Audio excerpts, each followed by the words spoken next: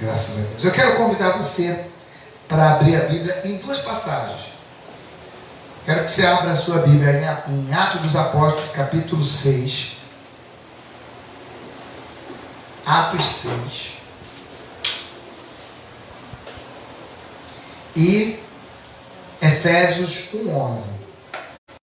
Atos 6 e Efésios 1:11.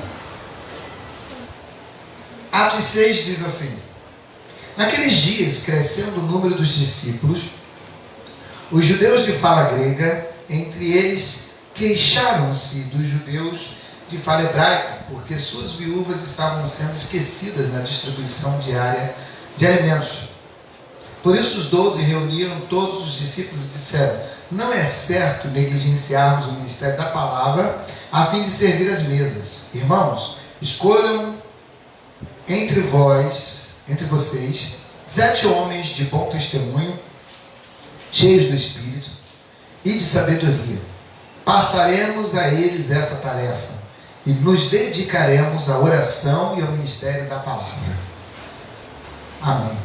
Deixa aberto aí Efésios, capítulo 1. Queridos, vamos falar sobre a igreja pós-pandemia. Eu quero colocar que a igreja deve estar aberta para se renovar, para se recolocar no mundo atual. A igreja precisa estar atenta às mudanças que o mundo sofre, às mudanças que o homem sofre. Deus é imutável. Aí alguém diz assim: a igreja também tem que ser. Impossível a igreja ser imutável. A igreja é imutável? Sim ou não?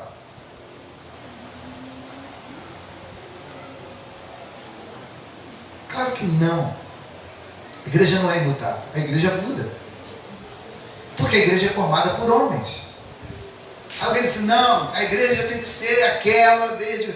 a igreja ser aquela desde quando você começou na fé. Só que os homens mudam, a igreja também muda. A igreja não é a mesma igreja a igreja primitiva.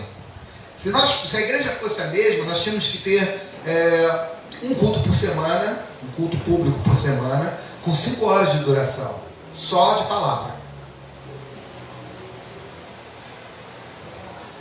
Porque era assim o culto. Paulo pregou, tanto que Paulo pregou, o menino estava sentado na janela, estava tão cheio o lugar, o rapaz sentou na janela e dormiu com a pregação de Paulo. Paulo tinha uma pregação muito vibrante. O menino dormiu e caiu, era no segundo andar, assim como nós. O menino estava sentado na janela e dormiu. Aí Paulo foi lá e ressuscitou o menino morreu, né? Mas Paulo foi lá e ressuscitou o menino. Mas os cultos eram assim, eles se reuniam no primeiro dia da semana, era sempre no domingo, e a média de duração era de 5, 4 horas, 3 horas, direto, e só pregação. Não havia, pelo menos não como liturgia de culto, um período de louvor. Poderia acontecer sim, de uma das irmãs começar a entoar louvores, entoar cânticos, né? Mas não era praxe, não era comum, até porque a igreja era alguma coisa que estava saindo do judaísmo e entrando, criando algo novo. Então, se alguém fosse cantar um cântico, ia cantar um cântico hebraico, não ia dar muito certo. Então, o que havia muito eram cânticos espirituais, cânticos que fluíam espontaneamente, uma adoração espontânea. Então não havia cânticos congregacionais. Os cânticos foram inseridos na igreja já na igreja católica.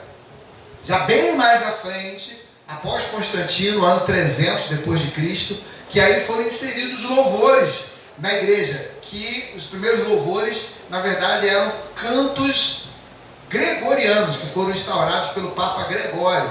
Então os cantos gregorianos... Amém, amém, amém, né? Aquela coisa bem... Só vozes masculinas, as mulheres não podiam cantar. As mulheres tinham que se manter caladas na igreja. Que beleza, mas Então, assim, o canto gregoriano é tipicamente masculino, né? E aquelas vozes que enchiam aquelas grandes catedrais, aquelas, né, com aquelas abóbadas enormes, né? E aquele som ecoado, era uma coisa linda, diga-se de passagem, era algo muito lindo. Só que eu ficar ouvindo aquilo o tempo todo em latim não era muito agradável, né? Até porque a maioria das pessoas não sabiam latim. Então aí que ficava pior ainda. E as missas todas eram realizadas em latim. Alguns padres realizavam a missa inteira cantada, né? E até hoje, né, as pessoas ainda brincam, né?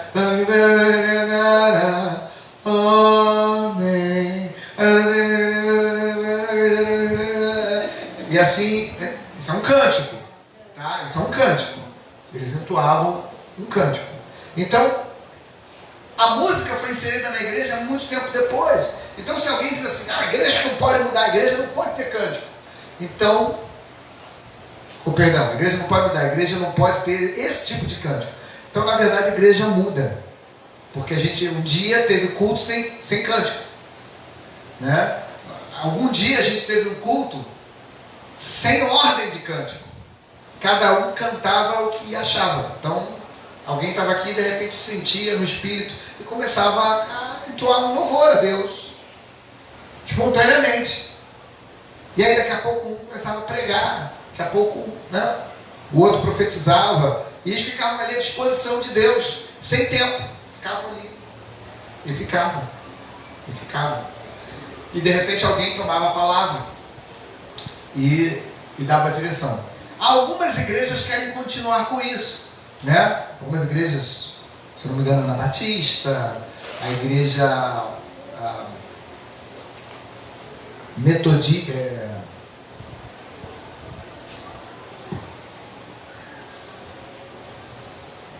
Maranata, igreja cristã Maranata, também é assim, né? Eles não têm uma ordem, o culto segue, eles não sabem quem vai pregar, não sabem quem vai cantar, e na hora eles fazem, né, movidos pelo Espírito, né, pela direção ali no momento. Enfim, então existem muitas formas de culto, muitas liturgias, mas a igreja precisa estar aberta às mudanças, as nuances estão acontecendo, claro que respeitando alguns, tendo cuidado com alguns excessos, mas a igreja precisa estar aberta. A igreja estava tão aberta que Jesus não foi Jesus que instituiu os diáconos. Então, se a gente for falar, né, eu tenho até uma frase minha no Facebook que diz que Deus não nos mandou construir templos, nem montar corais, nem fazer escolas bíblicas dominical. O que Jesus nos mandou foi ir fazer discípulos, batizando-os em nome do Pai, do Filho e do Espírito Santo, que é exatamente o que nós não fazemos, que é ir fazer discípulo, né, e batizar em nome do Pai. Nós não nos preocupamos efetivamente em fazer isso. A igreja se preocupa em construir prédios, em montar corais, em montar uma escola bíblica estruturada, e as pessoas vão se criando lá dentro. Se a gente for olhar direitinho o que Jesus mandou, Jesus não mandou nem levantar diáconos. Jesus não mandou.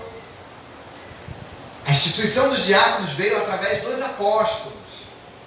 Os apóstolos que viram uma necessidade na igreja. Havia uma necessidade de um serviço social mais atento. Porque os apóstolos eram todos os apóstolos tinham vindo do judaísmo. Foram seguidores de Jesus. Tinham vindo do judaísmo. O que aconteceu? Começou a haver... naquele tempo já tinha fofoca no meio da igreja. Começou a haver uma conversa meio torta de que os apóstolos estavam esquecendo as viúvas de fala grega. Ou seja, as viúvas que tinham fala hebraica, essas eram assistidas. E as viúvas de fala grega estavam sendo esquecidas, abandonadas. E os apóstolos viram que havia uma necessidade de fazer alguma coisa na hora de distribuir o alimento, a cesta básica. Porque a viúva, né, As viúvas hoje são caçadas pelas igrejas e caçadas pelos pastores. Por quê? Porque viúva é sinônimo de pensão. Mas naquele tempo não existia isso. Viúva era sinônimo de auxílio, de ajuda, de sustento, de cuidado. Porque as viúvas ficavam sem nada. A viúva, quando o marido morria, a mulher ficava desprotegida. Ficava à mercê. Se ela tivesse um filho, o filho assumiria o lugar do pai. Beleza. Se ela não tivesse, ela tinha que ter um irmão, ela tinha que ter um primo. Porque ninguém negociava com mulheres. Só negociavam homens com homens. Uma mulher fosse negociar, ela seria enrolada. E não tinha o que fazer. Ela não ia poder reclamar. Ela ia reclamar, mas aí ia ter que ter um juiz que quisesse comprar o barulho dela. E geralmente com quem ela estava brigando tinha muito dinheiro. Então, juízes iníquos, enfim. Então, as viúvas eram cuidadas. A igreja amparava a todas as viúvas. E dava a elas a distribuição da cesta. E eles falaram, olha, as viúvas gregas estão sendo abandonadas. E os apóstolos falaram, puxa, a gente tem que ver isso, como é que nós vamos ver isso? Falaram assim, bom, essa é uma coisa que a gente teria que ver com mais cuidado. Só que nós vamos ficar nos preocupando com isso, quando na verdade nós teríamos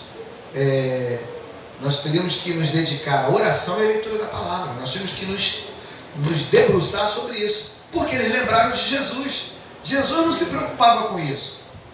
Jesus só se dedicava a pregar o evangelho e a orar. Quem cuidava disso? Judas.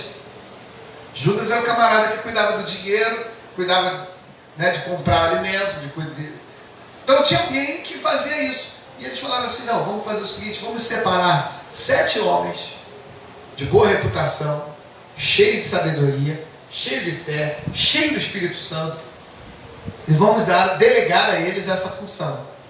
E nós vamos nos dedicar à leitura e à oração.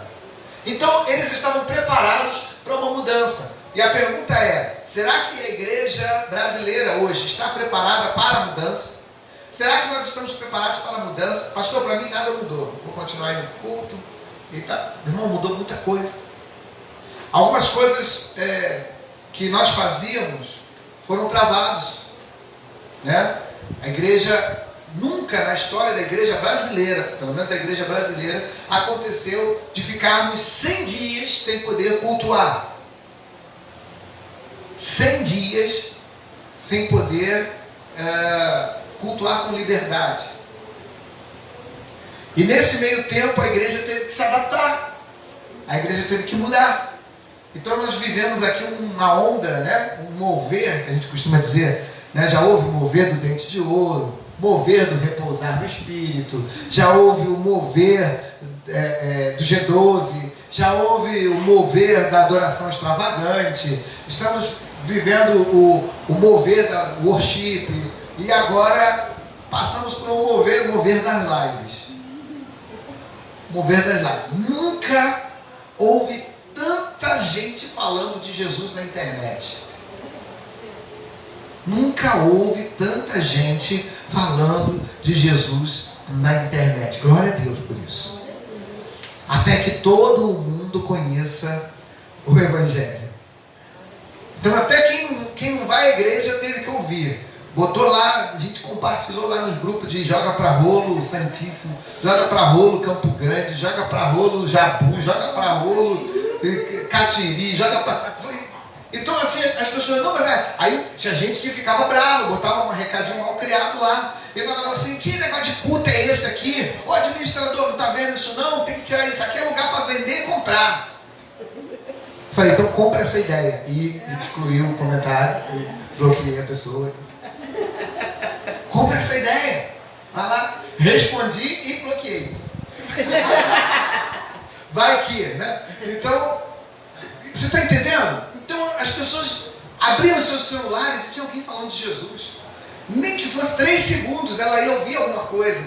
Nem que Entendeu? Ela não tinha como. Você passa, é a live, é a igreja tal, é a igreja não sei quem, é a igreja não sei quem, é o pastor não sei quem, é o pastor não sei quem lá. O tempo todo. Eu imagino que quem não gosta de crente, irmão, nesse período foi muito irado.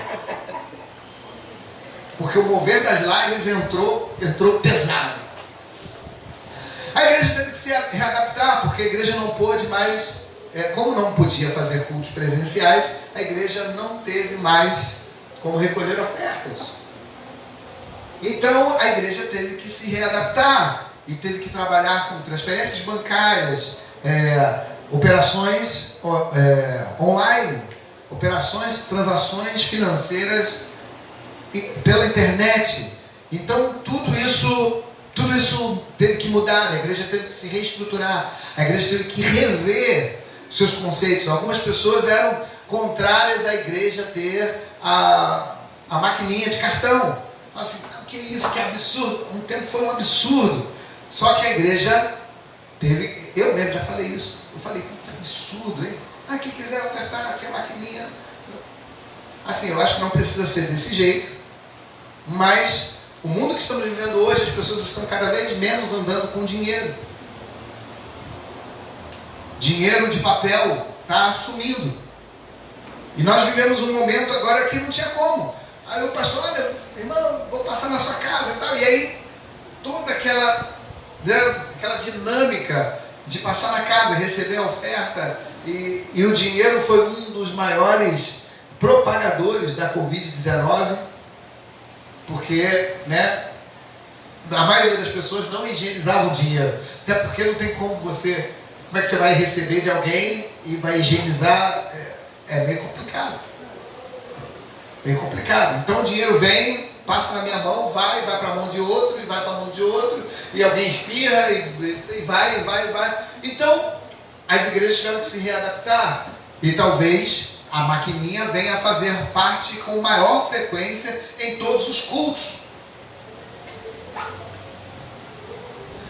A igreja teve que se readaptar. Nós vimos células acontecendo em salas de conferência, de videoconferência, através de aplicativos, os pequenos grupos se reunindo através de aplicativos, reuniões ministeriais feitas pelo WhatsApp, e, enfim, tudo isso acontecendo neste ambiente, e agora uma grande parceria entre o Facebook e a Cielo vai permitir pagamentos sendo feitos pelo WhatsApp. Então você vai poder fazer transferência pelo WhatsApp. Então o mundo está mudando.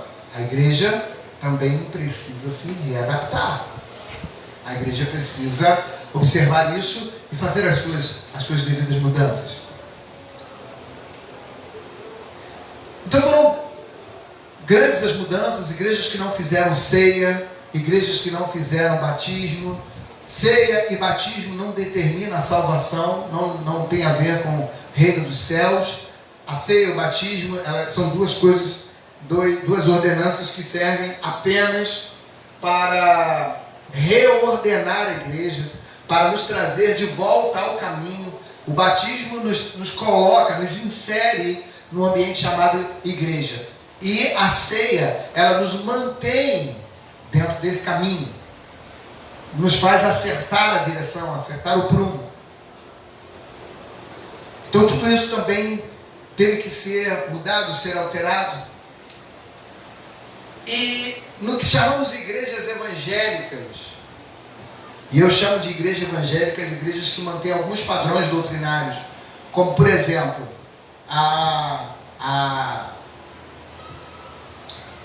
um único Deus, porém com 3 personalidades distintas: Pai, Filho e Espírito Santo. Então, se a igreja crê nisso, ela pode ser chamada igreja evangélica. Então, é um único Deus composto de 3 pessoas distintas: Pai, Filho e Espírito Santo. Não são 3 deuses, é um Deus só, composto de 3 pessoas.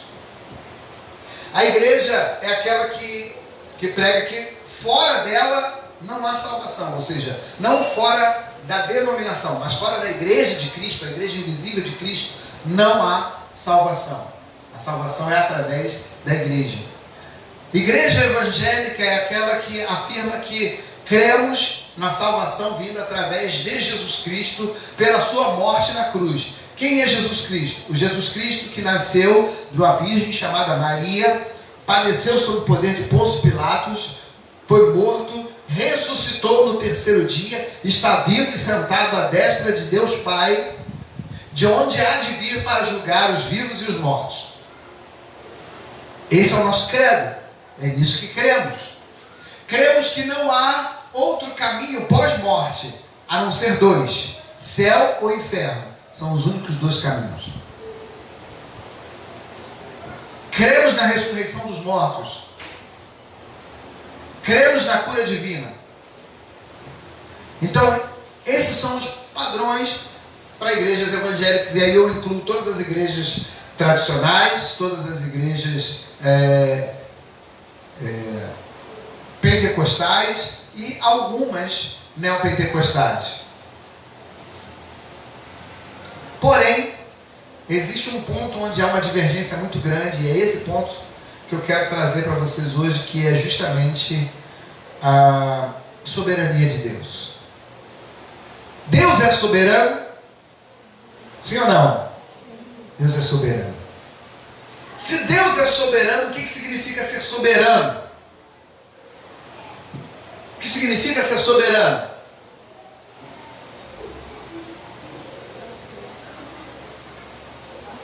Está acima de tudo. Faz o que quer, como quer. Depende tudo dele. Basta ele querer. Então, o soberano é aquele que tem tudo à sua disposição. E aí que entra o grande conflito que as igrejas precisam mudar. Algumas igrejas, principalmente igrejas reformadas, nesse período do coronavírus, não tiveram coragem, não conseguiram sequer orar a Deus para que o coronavírus fosse superado. Por quê? Porque eles afirmam: Deus é soberano, o coronavírus veio porque Deus quis, vai matar quantos Deus quiser e vai embora quando Deus quiser, e não tem nada que eu possa fazer que vai mudar isso. Não é a minha oração que vai fazer Deus mudar isso. Você está entendendo? Deus é soberano? Sim ou não? Então não adianta nós orarmos a Deus para que mude, porque só vai acontecer aquilo que Ele quiser. Sim ou não? Essa é a grande questão. Essa é a grande questão. Há uma necessidade. Nós encontramos diversas passagens da Bíblia quando pessoas oraram a Deus para que o cenário fosse mudado, e o cenário foi mudado. Por quê? Porque uma pessoa ou um povo assumiu a postura que Deus queria que eles assumissem.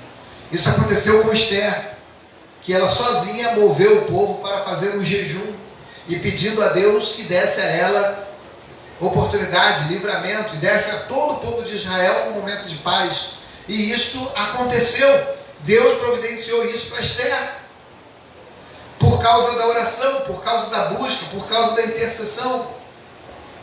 A Bíblia diz que quando o povo de Israel estava cativeiro no Egito, diz que o clamor do povo chegou até Deus. Aí ainda usa uma expressão humana para a gente poder entender. E lembrou-se Deus da aliança que havia feito com José, que havia feito com Abraão. Não que Deus se esqueça, mas que quando nós oramos, nós reacendemos esta vontade. E tudo que Deus faz para Ele, só que nós fazemos para Deus. Mas Deus faz pensando no homem. Deus faz pensando em nós. Deus criou a terra para nós. Deus criou o sol, a lua, as estrelas, pensando no homem. Deus criou o jardim do Éden para o homem. Deus criou o homem para o homem. Deus criou a mulher para o homem. Então tudo que Deus criou foi pensando em mim, pensando em você. Tudo que Deus criou foi por amor ao homem. E ele continua fazendo tudo por amor ao homem. E é isso que os reformados não conseguem entender. Porque aí eles afirmam, Deus é soberano, então ele salva quem ele... Então ele diz, para alguns não há salvação, porque não há nada que o homem possa fazer para ser salvo. Concordo, mas não há nada que o homem possa fazer para ser salvo, a não ser crer. Porque a Bíblia diz, aquele que crê e for batizado, esse será salvo. Quem não crê, já está, não vai ser, já está condenado. Quem não crê, já está condenado, irmão. A gente precisa entender que todos estão condenados. Partindo do princípio, nós temos que entender que se todo homem já nasce com a genética do pecado, o pecado original, a desobediência, porque você não precisa ensinar nenhum bebê a desobedecer, o neném já nasce desobediente, ele já nasce birrento, ele já nasce... Você tem que ensinar a obedecer. A desobedecer você não precisa, porque a natureza humana é desobediente. A natureza humana já é dessa forma. Então a gente não precisa ensinar, a gente não precisa mostrar nada para ninguém diferente. E aí a gente se depara com um cenário. Deus quer salvar a humanidade. Aí eles dizem, Deus não quer salvar a humanidade, Deus quer salvar algumas pessoas. Porque de antemão Deus já escolheu algumas pessoas para ir para o inferno. Essa é a doutrina reformada. A doutrina reformada é baseada em Calvino. E não é uma doutrina nova, é uma doutrina muito antiga. Inclusive, toda a igreja era reformada, desde a época da reforma. Porque a reforma começou com Calvino, com Lutero, e todos eles acreditavam que Deus escolheu alguns para serem salvos e outros para serem perdidos. E que ninguém perde a salvação. Essa é uma doutrina que veio de Agostinho, de Hipona. Só que depois surgiu um homem chamado Armínio, ou Armênio, né? Armênio ou Armínio, que refutou arduamente essa doutrina, falando sobre a doutrina da eleição divina, de que Deus escolheu algumas pessoas. E aí houve um grande desafio, um grande duelo que se perpetua até hoje.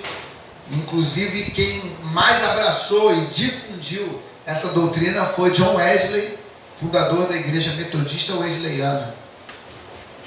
E foi justamente aí que começou a andar em dois caminhos. E as Assembleias de Deus também creem como Armínio, e a igreja metodista também. E a igreja batista, grande parte da igreja batista e a igreja presbiteriana são reformados. Então há esse conflito até hoje. Porém, o que eu quero dizer é o seguinte: nós como igreja, nós precisamos entender que não é a doutrina de um ou é a doutrina de outro. Você não tem que ser uma coisa ou outra. É Deus que escolhe, o homem que escolhe. Eu creio que o homem não tem o que fazer para ser salvo. Eu creio que não é pelas atitudes do homem que ele é salvo. Eu acho que só existe uma atitude do homem que pode levá-lo à salvação: é crer. Porque nós temos um tripé para a salvação. Primeira coisa, nós somos salvos pela graça. Por que somos salvos pela graça? Porque Deus quis nos salvar. Então Deus fala assim: eu quero que todos os homens se salvem. Eu quero. Aí por causa disso, Deus salvou todos os homens, independente. Porque o reformado, ele diz que Deus salva independente da sua vontade. Você sabia disso? E aí é complicado. Se o homem não precisa fazer nada para ser salvo, então para que temos igreja?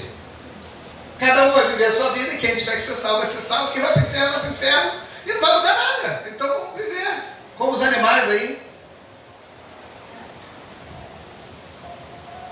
Porque ele diz que Deus vai salvar até quem não quer ser salvo. Porque não é pela vontade, já que Deus escolheu, então. E aquele que quer muito ser salvo, mas se Deus não escolheu, não vai ser salvo. Então não é bem por aí. Deus é soberano? Deus é soberano a ponto de dizer, eu quero salvar. Porém, Deus respeita os seus próprios princípios. Porque Ele estabeleceu princípios. Ele é Deus. Deus podia salvar o homem sem Jesus ter morrido na cruz? Sim ou não? Sim, era só Ele querer. Mas Ele mesmo estabeleceu princípios. E Ele disse que para a remissão de pecados tinha que haver o quê? Derramamento de sangue. Sem derramamento de sangue não há remissão de pecados. Ele estabeleceu isso. Então Ele falou, bom, para remir toda a humanidade, nós temos que ter um sacrifício único de alguém que seja puro, capaz de limpar toda a humanidade de uma vez só. Tem que ser um homem puro. Quem? Um que não nasceu de mulher, mas tem que ser humano. Ele então enviou Jesus Cristo para nos salvar. Por quê? Porque Ele estabeleceu princípios. A Bíblia ela é toda coerente. Desde Gênesis e Apocalipse há coerência na Bíblia. Então Deus estabeleceu princípios. Para quê? Para nos ensinar coisas. Não por Ele. Porque senão Deus seria sabe aquela criança rica, mimada, que tem tudo? Aí ele fala assim, mãe, eu quero um ratinho. Aí a mãe vai lá e compra um ratinho para ele, um ratinho branco. Ele pega o ratinho e arranca a cabeça. E joga para um lado, joga para o outro. Mãe, quero outro. Tá bom, meu filho, você é soberano.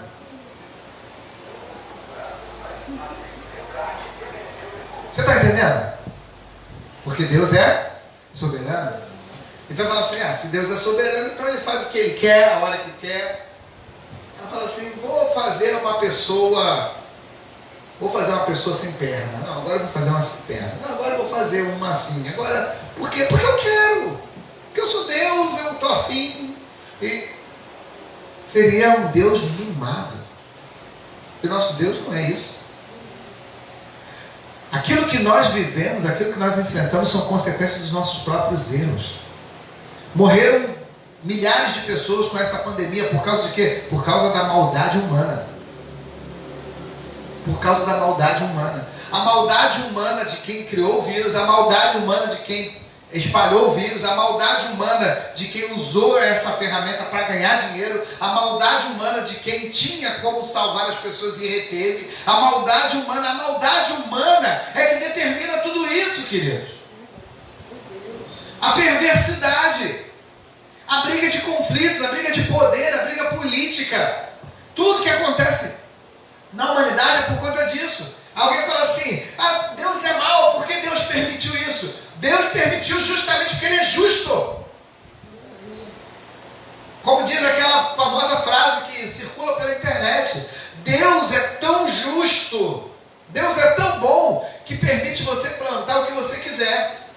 Mas Ele também é tão justo, que só permite você colher aquilo que você plantou. Então, se Deus é bom, mas Ele também é justo. Deus permitiu você plantar o que você quiser, e na hora de colher, Ele vai lá e fala assim, não vamos colher isso aqui não. Ele estaria sendo injusto. Então, nosso Deus é justo. Então a salvação é pela graça, somos salvos pela graça, e isso não vem de nós, é dom de Deus. Ele quis salvar, então não é a gente que quer ser salvo, é Ele que quis nos salvar.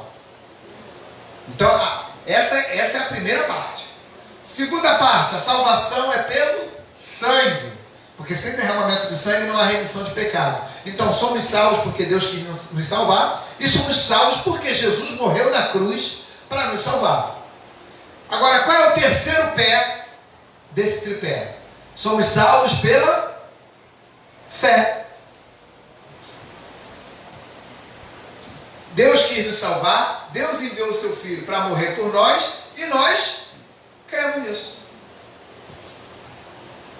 Só somos salvos porque cremos nisso. Se você disser assim, eu não creio nisso não. Não tem como ser salvo. Você está entendendo? Alguém fala assim, que história louca.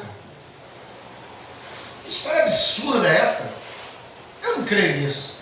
Então, querido, não há como ser salvo. Só vai ser salvo quem crê nessa mensagem. Então nós precisamos entender isso. Tripé da salvação, salvos pela graça, sim, soberania de Deus. Deus é soberano e como soberano ele diz, quero salvar o homem. O homem se perdeu, o diabo falou, você perdeu. Aí, o homem que você criou, perdeu, acabou. Aí Deus falou assim, mas eu quero restaurar o homem. Aí o diabo, mas você não pode. Ele falou, eu posso. Através do sacrifício. Aí ele, mas o sacrifício é temporal. Mata um animal, o sangue dele, o pecado dele é coberto e ele volta a pecar de novo. Aí ele falou assim, mas eu já preparei um sacrifício perfeito. Se o pecado entrou no mundo através de um homem, o pecado sairá do mundo através de um homem também. O segundo Adão. Aí o diabo diz assim, mas isso não vai fazer com que os homens não pequem mais.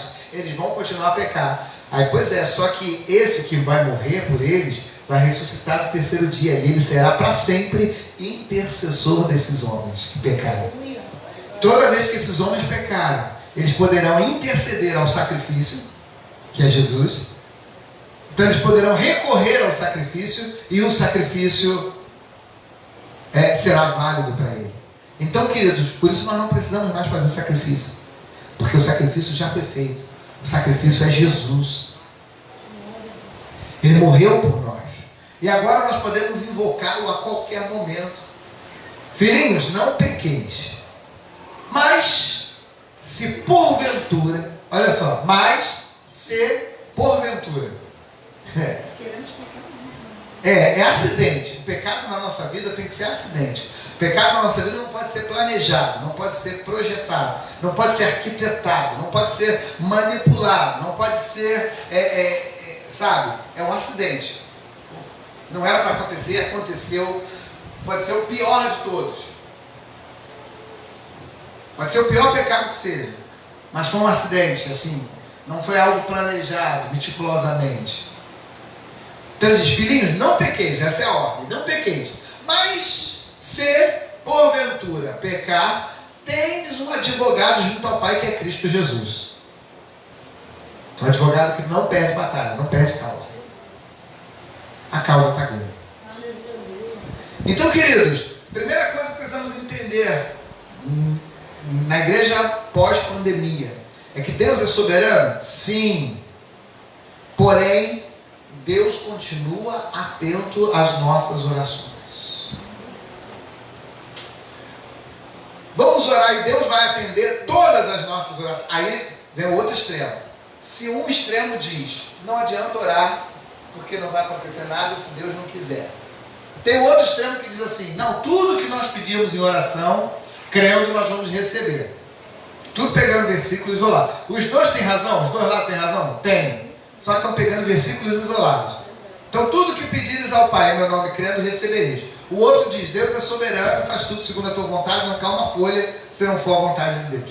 Então, um diz, não precisa orar, porque o que tiver que acontecer, vai acontecer, não tem jeito, a gente não muda nada, não adianta orar, não adianta buscar, não adianta clamar, não adianta fazer nada. Está errado. E o outro que diz, não, Deus vai curar todas as enfermidades, que Ele falou que tudo que nós pedimos. Então, Senhor, acaba com a Covid agora. Deus está acabando, Deus está acabando com a Covid agora. Aí está morrendo mais gente, mais gente, mais gente. E ele fala assim, eu não entendi. E os dois polos vão levar você a apostatar da fé. Porque um polo diz que não precisa orar, porque o que vai acontecer e tal. Então, para que orar? Para que cultuar? Para que buscar? E o outro diz, não, eu posso clamar e buscar e Deus vai ter que fazer. E aí Deus não faz, ele fala, bom, então... Nós precisamos entender que Deus é soberano. Porém, se nós pedirmos, de acordo com o nosso pedido, de acordo com a forma que nós pedimos, Senhor, se queres,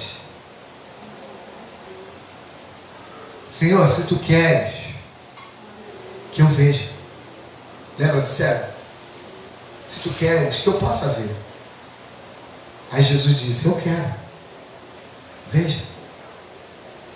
Quando nós oramos e submetemos a nossa oração à vontade de Deus, fala assim, Senhor, se quiseres, Olha a oração, olha Jesus orando. É o maior exemplo. Jesus precisava orar? Não. Porque o que estava determinado não estava determinado. Jesus não ia ter que ir para a cruz mesmo? Então para que ele orou? Para fazer ceninha? Para fazer teatro? Não, para nos ensinar. Tudo que Deus faz, lembra que é para nós? Então tudo que Jesus fez aqui nessa terra foi para nos ensinar. Ele falou assim: Pai, se possível, passa de mim esse cálice. Contudo, não seja feita a minha vontade, mas a tua vontade. Se eu achar graça aos teus olhos, se tu olhar para mim, se afeiçoar por mim. Hoje nós despedimos na nossa igreja o nosso irmão Stênio. Ele está indo para ficar numa igreja próxima da sua casa. Ele esteve aqui hoje de manhã. E ele falou que pegou um ônibus, desceu ali na Cancela Preta, e aí foi pegar uma van. Aí ele pegou a van e mostrou para o motorista o cartãozinho, né? Ele é deficiente, o cartãozinho para passar sem, né, para gratuidade. Aí o rapaz falou assim: não aceito não. Aí ele disse que fez uma carinha de gato de botas. Ah, tá bom, obrigado. Aí o rapaz: não, vem pra ele, eu te levo.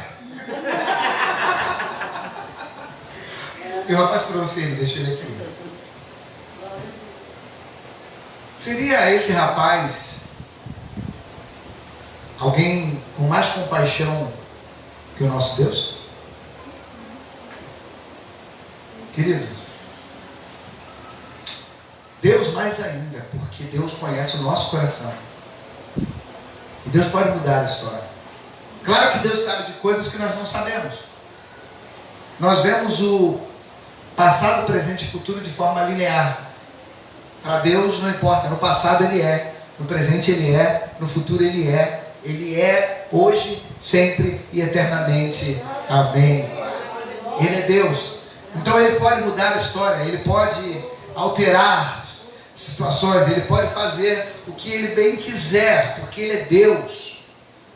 Então não importava se Lázaro estava morto há 4 dias, não importava, Ele era Deus. Então a gente precisa entender que se clamarmos a Deus e se pedirmos a Ele, se tocarmos o coração de Deus, porque diz a Bíblia que um coração sincero e contrito Ele não despreza. Ele vai olhar. Ele não vai olhar se você está ou não com dinheiro de passagem, mas Ele vai olhar para o teu coração e vai ver sinceridade em você. Ele vai atender. Se isso não for interferir na história da sua vida, se isso não for interferir no plano dele, porque Ele tem um plano. Se isso não interferir no seu plano, Deus assim o fará. Então entenda bem. O que Deus não muda, Deus não muda os seus planos. Se as coisas que vão acontecer na nossa vida vão interferir no plano de Deus, Ele não vai mexer.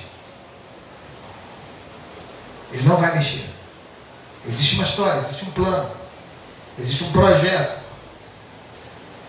Nos planos de Deus estavam incluídos no nascimento de Jesus, na linhagem de Jesus estava incluso Raabe, a prostituta.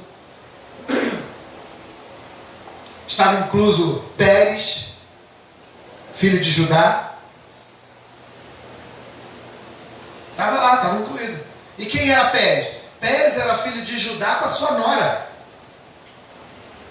Está na linhagem de Jesus. E como é que a nora concebeu? Ela foi lá, se vestiu de prostituta e se deitou com seu sogro.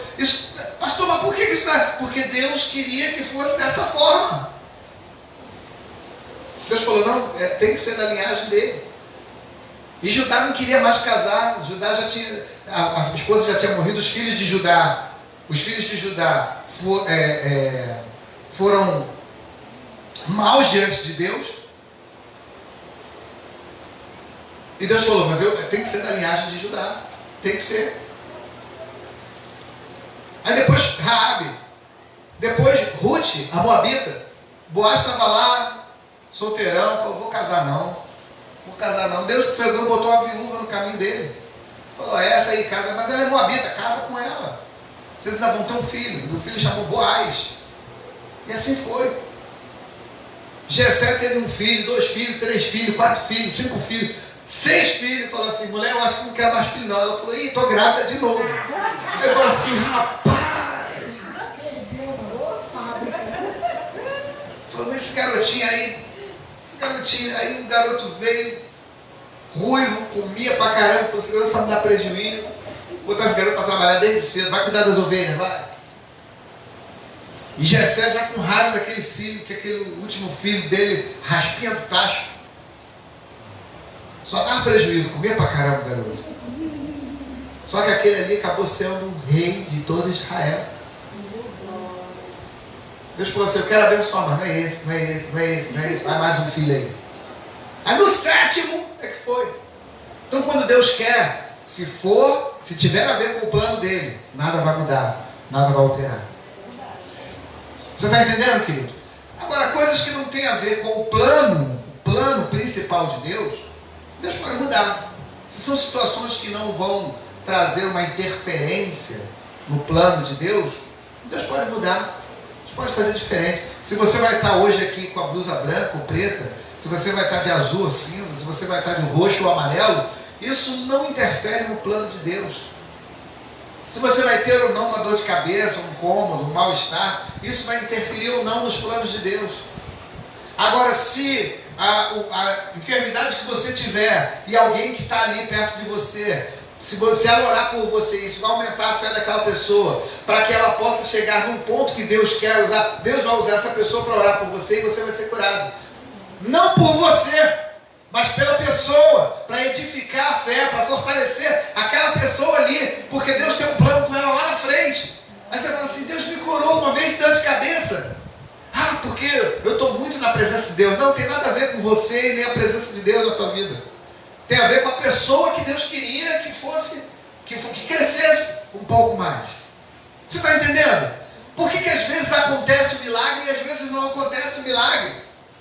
Essa é a grande pergunta. Alguém fala assim, porque Deus quis. Porque Deus quis é uma resposta muito vaga. Sim, é porque Deus quis. Porém, é porque Deus tem propósitos.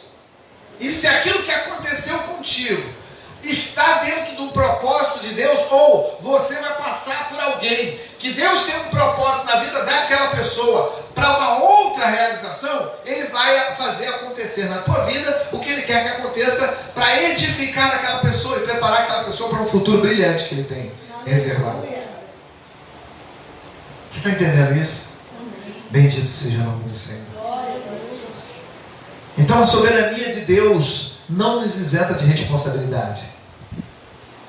Repita isso. A soberania de Deus não me isenta de minhas responsabilidades. Então todos nós temos uma responsabilidade. E não estamos isentos, não. E nesse período pós-pandemia, nós precisamos cada vez mais entender que nós temos responsabilidades. Não jogar tudo na conta de Deus e vai ser o que Deus quer que seja e...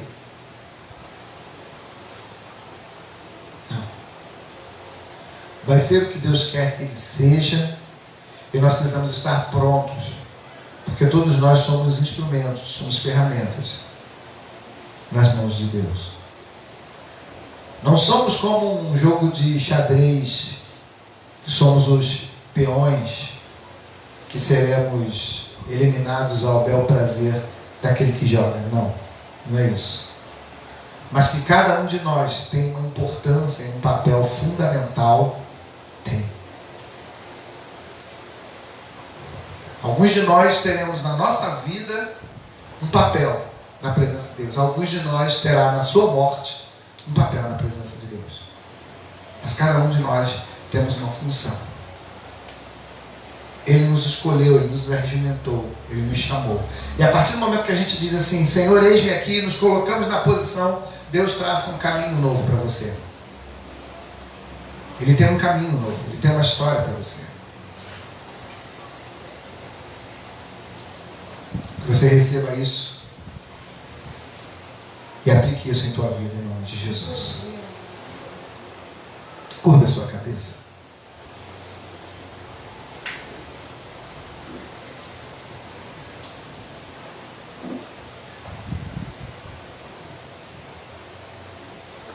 Deus e Pai, entramos em tua doce presença, nos submetemos à tua vontade, nos submetemos aos teus planos.